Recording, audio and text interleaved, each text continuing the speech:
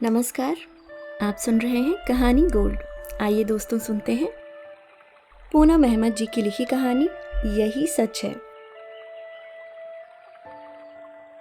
शाम का समय था। कविता पार्क में एक बेंच पर बैठी थी। बेंच पर उसके बराबर में एक बच्चा खेलते खेलते थक कर बैठा तो कविता का मन हुआ बच्चे के मासूम चेहरे पर बहते पसीने को अपने दुपट्टे से पोंछ दे, लेकिन कुछ ही दूरी पर टहलते उसके माता पिता कहीं अन्यथा न लें। यह सोचकर वह अपनी इच्छा मन में दबाए चुपचाप बच्चे को देखती रही। बच्चे ने उसे अपनी तरफ देखते पाया तो सकुचाकर अपने मम्मी पापा की ओर दौड़ पड़ा। उस महिला ने बाहें फैलाई और बच्चा माँ की गोद में चढ़ गया। और यह दृश्य देखकर कविता का मन ममता से भीग गया। उसकी आंखें भर आई। क्या कभी उसकी बाहों में कोई ऐसे ही दौड़कर नहीं आएगा? क्या वह ऐसे ही जीती रहेगी? सब कुछ है उसके जीवन में, एक बेहद प्यार करने वाला पति, सारी भौतिक सुख सुविधाएं, लेकिन जीवन की इस कमी का क्या करे? कितना कुछ हुआ इन 7 सालों में, कितने सपने देखे, कुछ पूरे हुए, कुछ टूटकर बिखर गए। वह कभी हंसती कभी रोती रही, लेकिन जीवन का सफर यथावत चलता रहा। समय को तो गुजरना ही है, उसमें किसी के सुख दुख के लिए ठहराव की गुंजाइश ही कहाँ है? कितने टेस्ट हुए थे, उसे याद आया। विनय ने सारी रिपोर्ट्स आने के बाद जब उसे बताया था कि वह कभी मां नहीं बन सकती, तो कविता इस मानसिक आघात से कितनी विचलित हुई थी, और विनय ने ही कैसे प्यार से उसे समझाया था। आंखों से बहते आंसुओं का गीलापन जब गालों को छूने लगा तो एहसास हुआ कि वह पार्क में बैठी है। अंधेरा होने लगा था। घड़ी देखी। विनय के ऑफिस से आने का समय हो चुका था।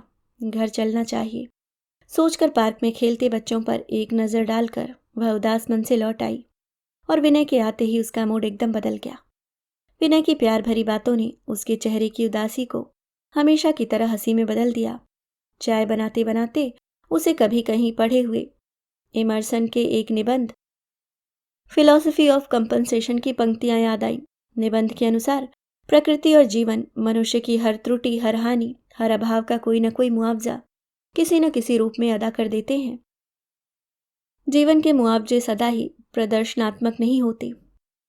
जीवन ऊपर ऊपर से बहुत कुछ हटकर कोई ऐसी आंतरिक निधि दे सकता है कि उससे बड़े बड़े धनपतियों को ईर्ष्या हो। कविता को लगा सच ही तो है, इतना प्यार करने वाला पति है जो उसके हर सुख दुख को बिना कहे समझ लेता है। वह क्यों एक ही बात सोच सोच कर बराबर उदास हो जाती है।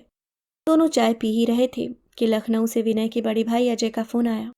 अजय की पत्नी रेखा गर्भवती थी और अब डिलीवरी के समय उन्हें कविता की सहायता चाहिए थी। विनय के पिता का देहांत हो चुका था। विनय की मम्मी कावेरी कभी लखनऊ में अजय के पास रहती थी, कभी विनय और कविता के पास मुंबई आ जाती थी। आजकल रेखा गर्भवती थी तो वे काफी समय से लखनऊ में ही थी। विनय के बिना जाने का कविता का मन तो नहीं था, लेकिन वह अपने कर्तव्य से पीछे हटना भी नहीं चाहती थी।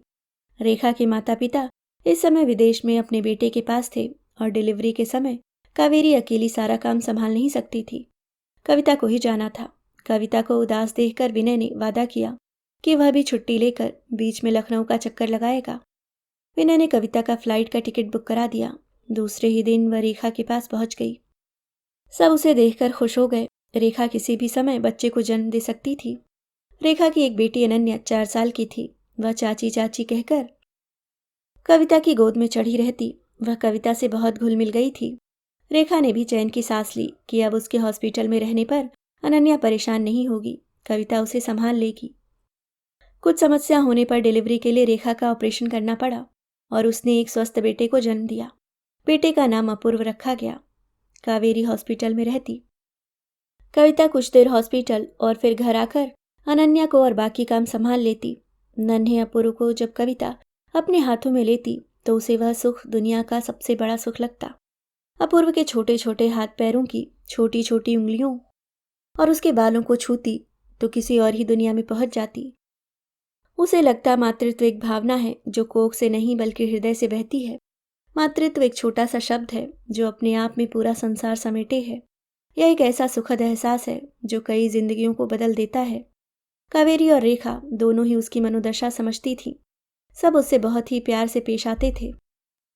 एक दिन उसने कावेरी और रेखा के लिए टिफिन तैयार करके अजय को दिया।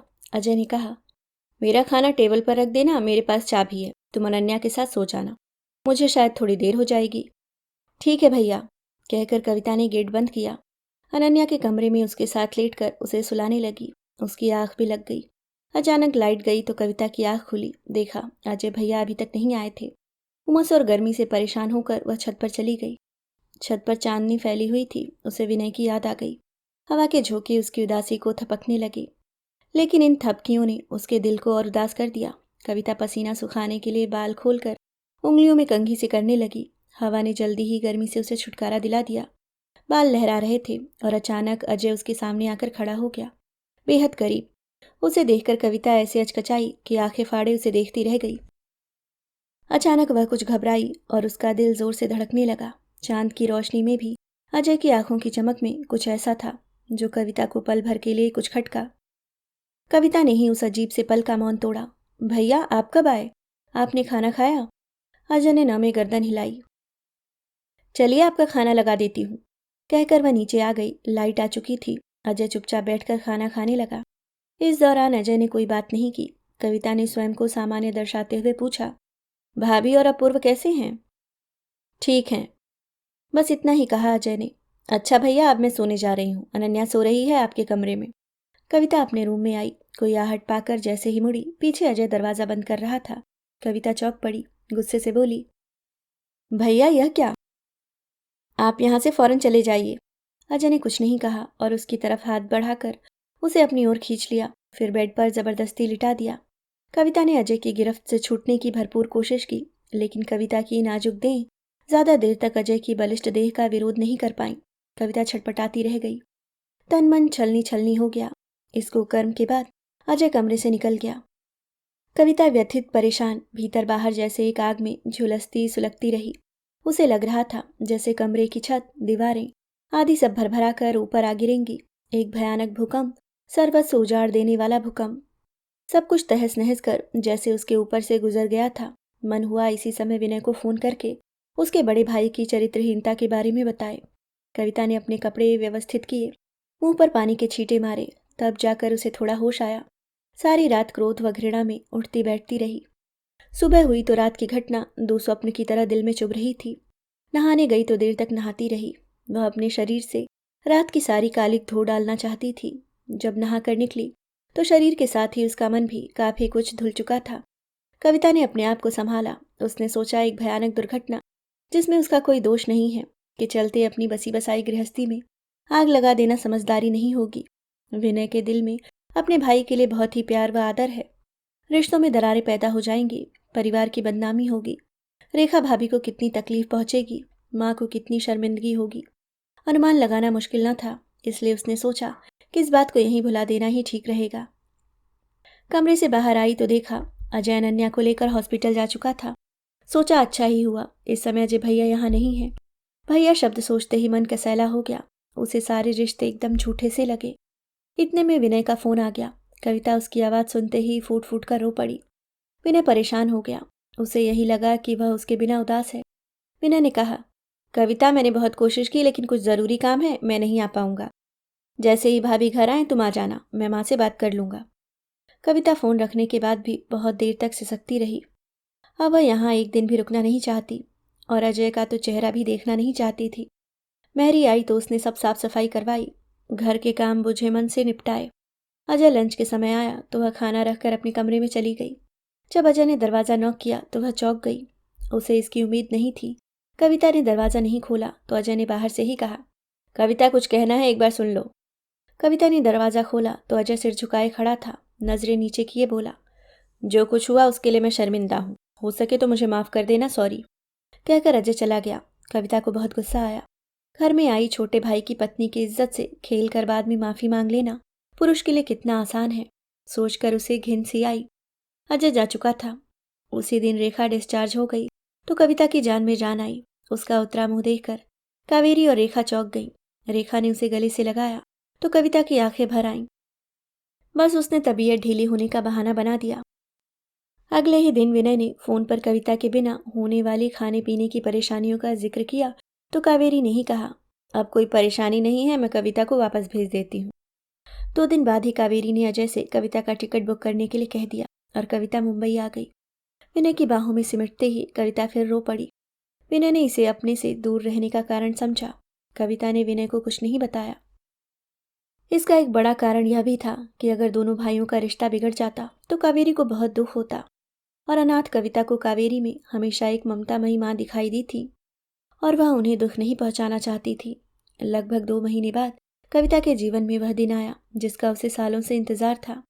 डॉक्टर ने उसे बताया कि वह माँ बनने वाली है, तो वह खुशी से झूम उठी। घर पहुंचते ही उसने विनय को सरप्राइज देने की सोची। पूरा घर अच्छी तरह सजाया, बढ़िया डिनर तैयार किया, खूब सज संवर कर विनय के आने की प्रतीक्षा करने लगी। विनय आया तो कविता और घर को देखकर चौंक गया। जब कविता ने विनय को खुशखबरी सुनाई तो जैसे तूफान आ गया। विनय के सिर पर जैसे खून सवार हो गया। उसने टेबल पर रखा सारा सामान उठाकर फेंक दिया। विनय चिल्लाने लगा, तुम धोखेबाज हो, चरित्रहीन हो। कविता को कुछ समझ नहीं आ रहा था। विनय, तुम यह कैसा व्यवहार कर रहे हो? यह सब क्या है? तुमने मुझे धोखा दिया है कविता, तुम चरित्रहीन हो। यह झूठ है, मैंने तुम्हें कभी कोई धोखा नहीं दिया। ऐसा कैसे सोच सकते हो तुम? कितने सालों बाद आज हमें यह खुशी मिली है, क्या हो गया है तुम्हें? विनय चिल्लाया, यह बच्चा मेरा नहीं है। कविता को भी गुस्सा आ गया। क्या बकवास कर रहे हो? यह बकवास नहीं, जब हमारे टेस्ट हुए थे कमी मुझ में थी, तुम में नहीं। कविता पर जैसे कोई बम फट पड़ा हो, बोली, तुमने इतना बड़ा झूठ बोला कि मैं मां नहीं बन सकती।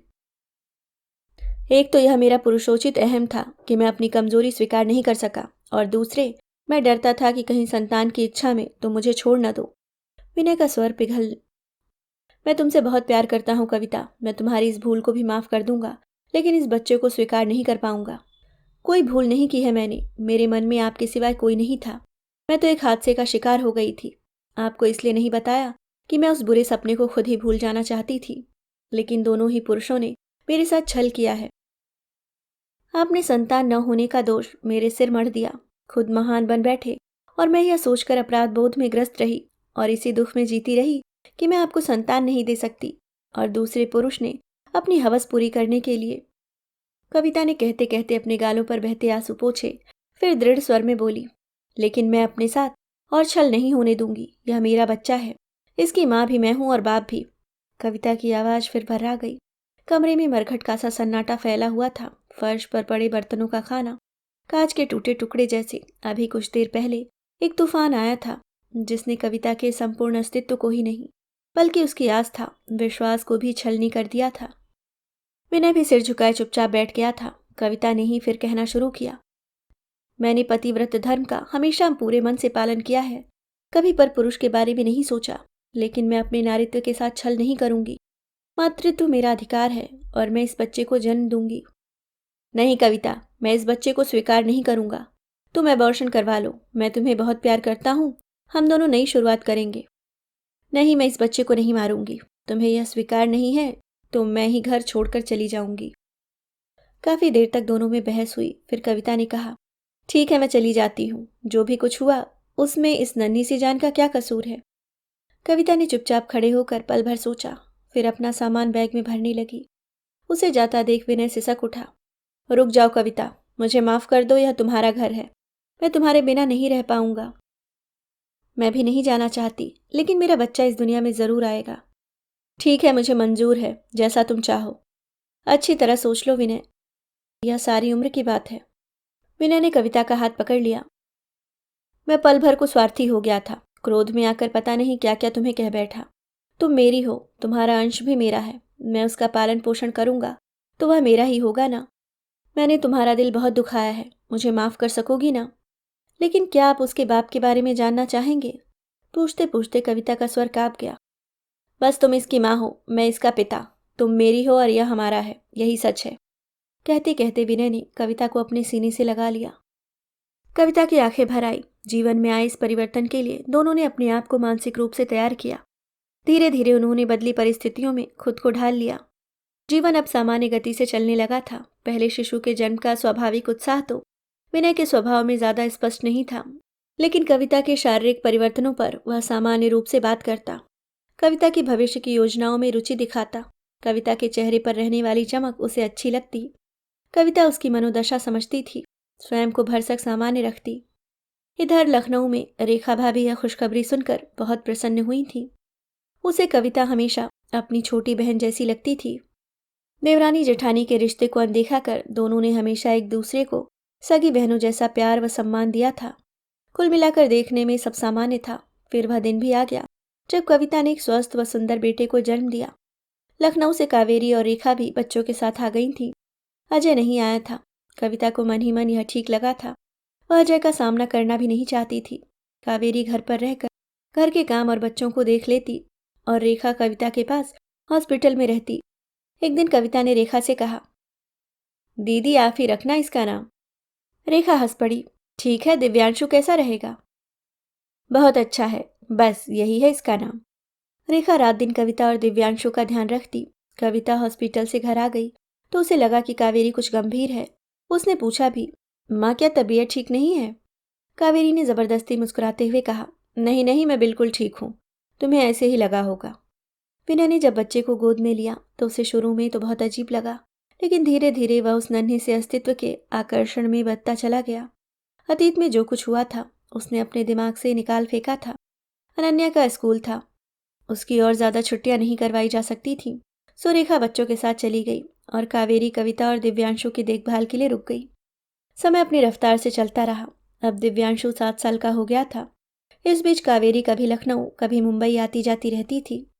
कविता तो उस घटना के बाद कभी लखनऊ नहीं गई थी। रेखा छुट्टियों में बच्चों के साथ मुंबई आ जाती थी और अजय कभी मुंबई नहीं आया था। इतने सालों में अजय और कविता का फिर आमना सामना नहीं हुआ था। एक दो बार विनय अकेला ही लखनऊ गया था। कविता ने कुछ न कुछ बहाना बना दिया था और दिव्यांशु के साथ मुंबई में ही रही। रेखा जब भी आती दिव्यांशु के लिए ढेर सारे उपहार लाती और दिव्यांशु वह तो रेखा को देखते ही उससे चिपक जाता और बड़ी मम्मी कहते न थकता। दिव्यांशु ने सबको एक दूसरे के और करीब कर दिया था। एक दिन अनहोनी हो गई। कविता का फ्लैट 3rd फ्लोर पर था। एक दिन सीढ़ियों पर ही दिव्यांशु अपने दोस्तों के साथ रेलिंग की तरफ खड़ा था। रेलिंग कमर तक थी, ऊपर से ग्रिल नहीं थी। सब बच्चे मस्ती कर रहे थे कि अचानक एक बच्चे ने दिव्यांशु को जोर से धक्का दिया तो उसका संतुलन बिगड़ गया और वह नीचे जमीन पर जा गिरा। खून की धारा बह निकली। भगदड़ मच गई। गार्ड ने तुरंत इंटरकॉम से कविता को दुर्घटना की खबर दी तो कविता के होश उड़ गए। बिल्डिंग के लोग इकट्ठा हो गए। कुछ पड़ोसी मिलकर बेहोश दिव्यांशु को तुरंत हॉस्पिटल लेकर भागे। किसी ने विनय को भी फोन कर दिया। खून से लथपथ दिव्यांशु को गोद में लिए हुए कविता की हालत देखकर सबकी आंखें नम हो गई थीं। दिव्यांशु को एडमिट कर दिया गया। हाथ और पैर की हड्डी टूट गई थी। सिर में बहुत चोट थी। वह अभी बेहोश था। विनय हॉस्पिटल पहुंच चुका था। वह कविता को बहुत तसल्ली दे रहा था। उसका दिल भी कांप रहा था। कविता को संभालना बहुत मुश्किल हो रहा था। उसने इस दुर्घटना की खबर लखनऊ में भी दे दी। उसी दिन शाम तक फ्लाइट से सब पहुंच गए। कावेरी और रेखा ने कविता को बहुत समझाया। कावेरी और रेखा ने कविता को बहुत समझा कर संभाला। अजय चुपचाप बच्चों के साथ दुखी होकर खड़ा रहा। तभी डॉक्टर ने कहा, बहुत खून निकल गया है, हमें तुरंत ब्लड चाहिए। विनय ने तुरंत कहा, चलिए मैं चलता हूँ, आप चेक कर लीजिए। लेकिन उसका ब्लड ग्रुप दिव्यांशु से मैच नहीं हुआ। विनय का मुंह लटक गया। इतने में रेखा अजय को एक तरफ ले जाकर बोली, आप जाइए, आपका ब्लड ग्रुप दिव्यांशु के ब्लड ग्रुप से जरूर मैच होगा। अजय ने उसकी ओर असमंजस भरी नजरों से देखा तो रेखा बोली, देख क्या रहे हैं, जाइए ना, एक पिता का ब्लड ग्रुप अपने बेटे के ब्लड ग्रुप से जरूर मैच करेगा। अजय पर जैसे बिजली गिरी। वह अपनी जगह खड़ा खड़ा हिल गया। कांपते स्वर में पूछा, मतलब तुम जानती हो? कैसे और इतने दिन? हम ये सब बातें बाद में कर लेंगे, अभी आप डॉक्टर के साथ जाइए। और फिर अजय का ब्लड ग्रुप दिव्यांशु से मैच हो गया। सबकी जान में जान आई। अब दिव्यांशु खतरे से बाहर था, लेकिन उसे अभी होश नहीं आया था। सबकी पूरी रात आंखों में कटी थी। अगले दिन दिव्यांशु को होश आया तो सबने चैन की सांस ली। उसे आईसीयू से वार्ड में शिफ्ट कर दिया गया। उसके हाथ पैर का प्लास्टर और सिर पर बंधी पट्टियां देखकर सबका कलेजा मुंह को आ रहा था। बाहर अजय चुपचाप नीची गर्दन किए अपनी सोच में गुम चेयर पर अकेला बैठा था। रेखा ने उसके बराबर वाली चेयर पर बैठकर उसके हाथ पर हाथ रखा तो वह चौंका। रेखा से नजरें नहीं मिला पाया। रेखा ने ही चुप्पी तोड़ी, क्या सोच रहे हैं? अजय उसकी ओर देखे बिना ही बोला, तुम जानती थी? कैसे? रेखा, मुझसे बहुत बड़ा गुनाह। रेखा ने उसकी बात पूरी नहीं होने दी। बोली, तुम्हें अपमानित और शर्मिंदा नहीं करना चाहती थी। जब मैं अपूर्व के जन्म के बाद हॉस्पिटल से लौटी थी तो कविता को बहुत उदास व दुखी पाया था। बार बार पूछने पर भी उसने कुछ नहीं बताया था और मैंने तुम्हें और उसे एक बार फिर एक दूसरे के सामने नहीं देखा, जबकि हॉस्पिटल जाने से पहले ऐसा नहीं था। मुझे कुछ खटका हुआ था, लेकिन मैं किसी से कुछ नहीं कह पाई। कविता उस समय मुंबई चली आई थी और उसके बाद कभी लखनऊ नहीं आई। और तुमने मेरे साथ यहाँ आने का नाम भी कभी नहीं लिया, मुझे हमेशा अकेला भेजा। मुझे बड़ा अजीब सा लगता रहा, और जब कविता ने अपने माँ बनने की खबर हमें फ़ोन पर सुनाई तो मैं सचमुच बहुत खुश हुई थी। लेकिन माँ जी और आपके चेहरे का रंग उड़ गया था। उसी रात मैंने माँ जी और आपकी बातें सुन ली थी। उस दिन मुझे पता चला कि विनय पिता नहीं बन सकता था। यह आप दोनों जानते थे। मेरे लिए यह बात चौंका देने वाली थी, और आप दोनों की बातों से मुझे पता चल गया था कि क्या हुआ था। आप रो रो कर माँ जी से माफ़ी मांग रहे थे और अपने इस कृत्य पर शर्मिंदा थे। माँ जी आपको खूब डांट रही थीं। मैंने यह उसी समय महसूस कर लिया था कि आप अपनी इस गलती पर बहुत पछता रहे हैं और बहुत शर्मिंदा हैं। मैंने उस समय अपने को ठगा सा महसूस किया था। अपने आप को कैसे संभाला यह नहीं बता पाऊंगी। आपका पछतावा और शर्मिंदगी देखकर आपको माफ़ करने की ठान ली। और अगर यह दुर्घटना न हुई होती तो इस बात को मैं भी मन में ही रखती। अब यह बात आप भी भूलने की कोशिश कीजिए। कहकर रेखा ने अजय के कंधे पर हाथ रखा तो उसके दिल पर सालों पुराना रखा बोझ हट गया। यह सच था कि अजय अपने आप को आज तक माफ़ नहीं कर पाया था। उसे लगा रेखा ने सच के उस विष को पी लिया था और उसे पछतावे के भंवर से उबार लिया था। दोनों ने एक दूसरे के चेहरे पर छाए प्यार और विश्वास के संबल को अपनी मुट्ठी में बांध लिया था। अचानक रेखा को कुछ याद आया। बोली, और हाँ, विनय के सामने हमेशा स्वयं को सामान्य रखना। उसने अपने को पता नहीं कैसे संभाला होगा। आज विनय और कविता पूरी तरह एक दूसरे को समर्पित हैं। उनके रिश्ते में कोई दरार नहीं आनी चाहिए। और दिव्यांशु, उसे तो आपने पहली बार देखा है, वह भी इस दुर्घटना का शिकार होने पर। बस अब तक जैसा चल रहा था वैसे चलते रहना चाहिए। अजय ने ठीक है कहकर हामी भरी। रेखा ने कहा, अब चलें, हमें इस समय सबके पास होना चाहिए। वह अजय का हाथ पकड़कर दिव्यांशु के वार्ड की ओर बढ़ गई और अजय मन ही मन अपनी पत्नी के बड़प्पन के आगे नतमस्तक हो गया। अभी आप सुन रहे थे पूनम अहमद जी की लिखी कहानी यही सच है।